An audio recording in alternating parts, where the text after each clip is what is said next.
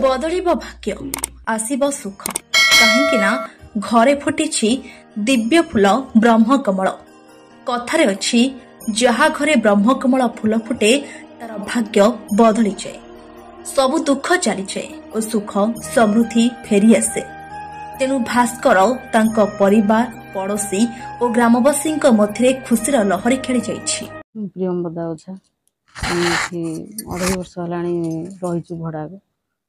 ब्रह्मकमल गछ विषय आम शुणी बहुत वीडियो मोबाइल देखीचु किंतु रियल देखी नी फूल फुटवाटा कढ़टा देखिले 3 दिन है फूल फुटा को अपेक्षा करूँ शाशुर जाइए आसला देखिली कढ़टा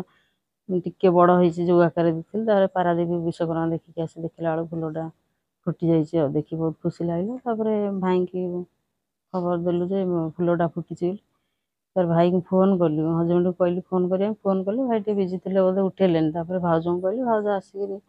देखिए खुशी हेले तार पूजा अर्चना विधि मुताबक जमी कराला यहाँ हूँ सौभाग्यर कथा यहाँ समस्त भाग्य जुटेनि तेणुक आम जेहेतु देखीचु आम भावुँ बोधे छोट जीवन बोधे आम सार्थक हो गला।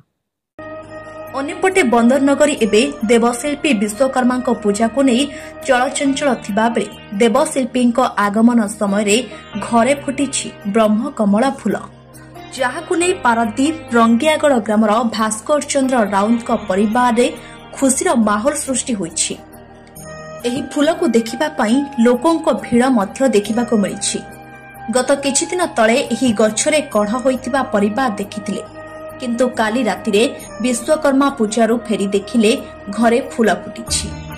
परिवार पक्षरु गछ मूलरे धूपदीप देई पूजा अर्चना करा जाइछि। यह प्रचारित हेबा परे आखपाख अंचलर लोके एही फूल देखिबाकू भीड़ लगाइथिले।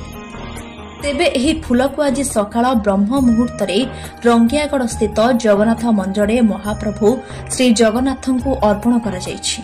भास्कर चंद्र राउत रंगियागढ़ जो 3 वर्ष अपेक्षार आज फल मिली बहुत दुर्लभ जीव मान सुख अनुभव करुँ कहीं आम 3 वर्ष काल अपेक्षार थी बहुत दिन फुलटे फुटी गोटे सुख शांति फेर जहाँ से एमती दुर्भाग्यजनक जे ना कढ़ फुटी आम देखिपार्छु आम से भौणी जी अच्छा से देखिक आज सन्ध्या खबर देले कर्मकमल फूल फुटी आम परिवार लोक गाँव में बहुत लोग आज बहुत खुशी पूजा विधि कर समस्ते खुशी मन पड़ी ये समझे आसिक खुशी मन जाइए क्या जेहेतु आम जाचु ये गोटे दुर्लभ फूल गोटे भाग्य थे मिले सेटा जो भाग्यर कि खुशीर आगमनटा थाए जो से जगन्नाथ गोटा कौन करुणा प्रदान हम से आम बहुत खुशी तो गर्वित अच्छु ना फूल अपेक्षार लगे ठाकुर गोटे गच बोली जड़े आम कही गचटा लगेला सुख समय चाहिए तो एमती फूल फुटेवा अपेक्षा कर फूल मुझे देखिली जार फूल फुटे मन मन बहुत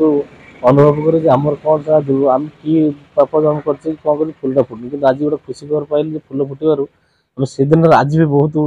कुंठाबोध कर भल लगुच आ तो आनंदित अच्छे नहीं पूजा अर्चना चले सबुदिन गाधोई धूप नैवेद्य दियो पूजा पूजी चले भोगराग कर जल ग्रहण दो एवं आम अनुभूति रखी फूल फुटा पर जगन्नाथ मंदिर को अर्पण करूँ। हाँ पूजा अर्चना करूँ पूजा अर्चना पर आम रखीचु कि फूलटा को रखी ठाकुर घर रखी कल सका सूर्य अस्त पूर्व नहीं मंदिर दान करूँ। ब्यूरो रिपोर्ट ओम टीवी ओडिया।